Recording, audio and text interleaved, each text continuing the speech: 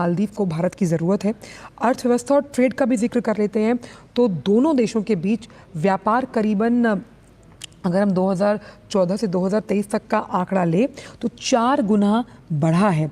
और टूरिज़्म के लिहाज से मालदीव की जो अर्थव्यवस्था है वो कई मायनों में भारत पर निर्भर करती है। तो उस लिहाज से ये बहुत अहम दौरा। इंफ्रास्ट्रक्चर डेवलपमेंट इसलिए भी इम्पॉर्टेंट है क्योंकि मालदीव के जब हम बुनियादी ढांचे के विकास की बात करते हैं तो मालदीव में कई बड़े एयरपोर्ट्स हैं जिनकी तैयारी में भारत की अहम भूमिका है।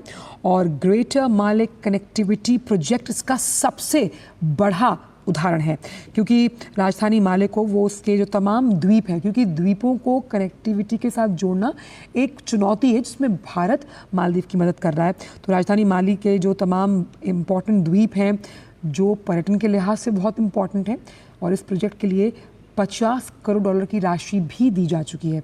तो आप देख सकते हैं द्विपक्षीय वार्ता इस वक्त चल रही है जहां प्रधानमंत्री नरेंद्र मोदी मौजूद हैं, मोहम्मद मुइज़ू जो कि राष्ट्रपति हैं मालदीव के। तो कैसे इंफ्रास्ट्रक्चर डेवलपमेंट में दोनों देश एक दूसरे के साथ खड़े हैं। डिफेंस सेक्टर की अगर बात की जाए तो डिफेंस सिक्योरिटी सेक्टर में भी 1988 से भारत मालदीव का सहयोगी रहा है। 2016 में भी संबंध में एग्रीमेंट हुआ। और मालदीवियन नेशनल डिफेंस फोर्स की अगर बात की जाए तो वहाँ डिफेंस ट्रेनिंग का जो सामान है जो 100% भारत मुहैया करवाता है, यानी कि डिफेंस प्रोडक्शन और डिफेंस के पूरे क्षेत्र में अगर बात की जाए मालदीव्स की तो भारत अहम साझेदार है। और कम से कम 1500 से ज़्यादा सैनिकों को बीते एक दशक में भारत ने प्रशिक्षित किया है। तो डिफेंस सेक्टर हो, इंफ्रास्ट्रक्चर के डेवलपमेंट की जब हम बात करते हैं, साथ ही हेल्थ केयर और शिक्षा का हमने यहाँ जिक्र किया क्योंकि वोकेशनल ट्रेनिंग के जब हम प्रोजेक्ट्स की बात करते हैं तो वोकेशनल ट्रेनिंग के प्रोजेक्ट्स में भारत की मदद से मालदीव्स में करीबन $53 लाख का वोकेशनल ट्रेनिंग प्रोजेक्ट शुरू हुआ है।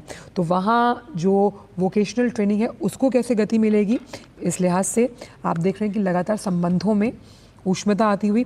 टूरिज़्म का हमने जिक्र किया है और आप इस बात का अंदाज़ा लगा सकते हैं कि जो जुलाई में भारत में एक रोड शो भी किया गया था जिसमें भारतीय सैलानियों से ज़्यादा से ज़्यादा मालदीव्स आने की अपील भी की गई क्योंकि मालदीव्स की जो पूरी